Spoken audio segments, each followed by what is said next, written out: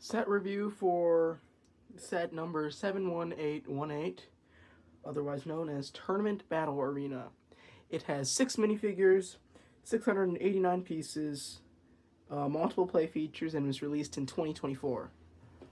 Start off with the minifigures.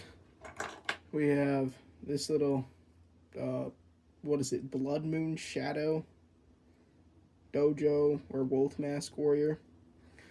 I like his claws. His tunic and pants are very detailed. I like the purple instead of like blue, and the red is nice. The claws are kind of bland, but these claws, I mean, not these ones. These claws are kind of bland. These ones are really cool. Back is no shoulder printing, anything like that. If you lift up above the head, it's just the standard Wolf Mask Warrior head. But other than that, I'd say this is a good, say, 6.5 out of 10. You could say 6 or 7 out of 10. Oh, looks like I knocked down all the other figures. Come on, go. Oh, but one bad thing it does have is it's really hard to stand up. Like, ridiculous. Okay, next we just have a classic Sora figure. Nothing too special about this one. Like the arm printing here. I don't know if you can see that well. Arm printing there. The back is also pretty cool. There's a different arm over here. Tunic and pants are pretty cool.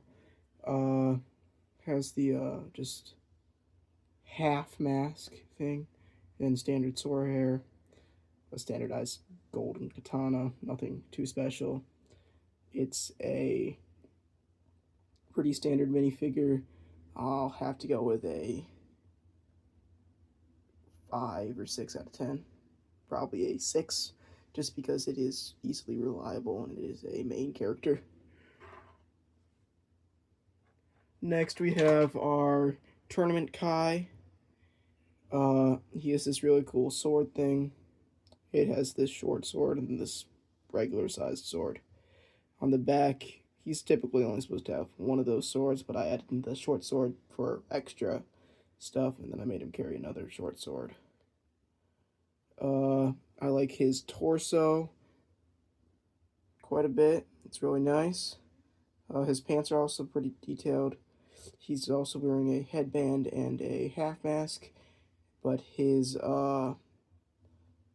like sword carrier thing, forgot what it's called. It has this nice little shoulder guard, and it's more unique than the ones we've seen in the past, or at least it's different. And then this over here, I hope you can see that. Probably can. Looks like it's roped together. Obviously, it's still plastic and all that stuff, but that is really good detail for Lego plastic stuff. Next, we have Evo, or sorry, I need to rate that guy, don't I? For Kai, I'd say that's a good, like, 7 out of 10. Kai's a favorite character, and he is pretty unreplaceable. Next we have Evil J. I like his nunchucks. One of them is like very lightning orientated. His torso is pretty detailed.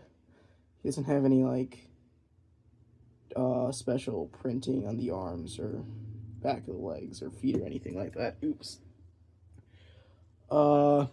His mask is pretty fun. He's also wearing a pretty similar thing to sword holder to what Kai was wearing. Just a typical sword though. If we remove his mask, it's just going to be a standard Dragon's Rising J head.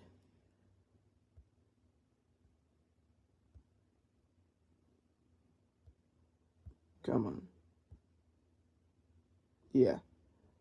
But other than that, I'd say he's pretty cool. We're going to go with a 7 out of 10. Next, we have... Oh, what's his name? Is it like Mr. This is Cinder. He is a mainish character in like the first 2 seasons of Dragon's Rising. He has a nice sword. Very... I don't think it's realistic to the show, but it is just a cool piece to have. I like this little blood thing here, and then it's just nice accented with all the red and stuff. His hairpiece is pretty cool. His head looks like he's just surrounded in like metal, which is not the case, but it's supposed to look like mist, I'm pretty sure. Uh, he has a pretty cool molded whatchamacallit thing, mist effect, and the torso is pretty cool. I also like this little claw thing, the shoulder pads. So I'm gonna go with a 6.5 out of 10. And then we have Tox, the elemental master of, I forget, is it poison? I believe it's poison. She has this cool arrow blade, which probably isn't supposed to be an arrow blade, but it's definitely an arrow blade. The face is pretty unique, definitely unique to Ninjago for her. Torso looks pretty bland, but it is actually pretty nice. Same thing with the pants. She does not have a dual moded head, but she does have a back of her shirt that looks like this, so it's pretty cool. I'm gonna have to go with a 5 out of 10, maybe a 7 if you include the fact that it's an elemental master that I don't think we've had too many minifigures of. Yeah. Overall, for minifigures, I'd say a good 6 out of 10.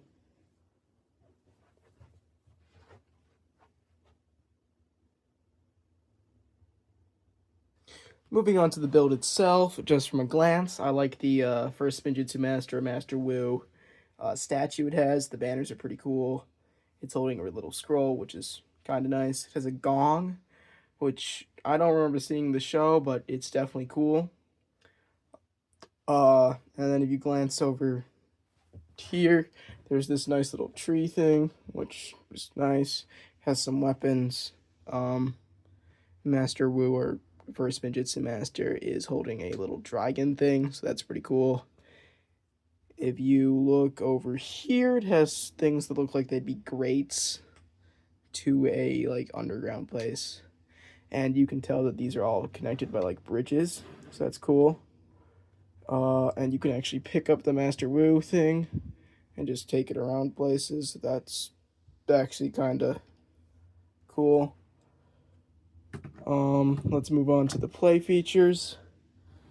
You have these little things that kind of like just go back and forth, which seems pretty useless.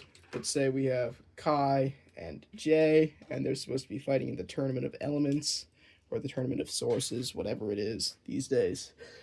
We're gonna have Jay right here. We're gonna have Kai right here. We're gonna put their fists up, and now they can fight a little bit better or something. At least that's what it's supposed to be used for. Oh, oops. That's what that's supposed to be. If we look over here, I believe there's a way that we can just flip a lever, and this is supposed to... Did I do it wrong? No. Okay, yeah, if we press this lever, and we pull it, the gong goes flying. So that's kind of cool. Wait, is it supposed to go this way? And then the gong goes this way. Well, either way, you could do that both ways. You could do it like this, or you could leave it like this and then pull down. I don't know. It broke a while back, and then I had to fix everything. And I did that without instructions, obviously, because that's what I do. If we look to the back here, there's this little button, or pole thing, that doesn't look like it did much, but if you go back over here, it is supposed to like make the minifigure slide or whatever. So say we put this back up to how it's supposed to be, put it back up to how it's supposed to be, and then put a minifigure here, and then we slid this backwards, they should like slide. So that's kind of cool. Play features, I'd say that's a good 8 out of 10. There's a good 3 of them, which is actually not bad for a, I forget. Let me figure that out. Okay, as I was saying, 3 play features for $50 is not that bad. It costs $50. I don't think I mentioned that earlier. Uh, Visually, I think it looks pretty nice. A good 8 out of 10. I'd have to say the play features are like a 7 out of 10. Also, if we look over here, you have these little things that are supposed to ring the gong. The gong doesn't ring, but it's still nice details. Yeah, overall, looks, play features, minifigures, cost, I'd say this is a good 7.5 out of 10. And yeah.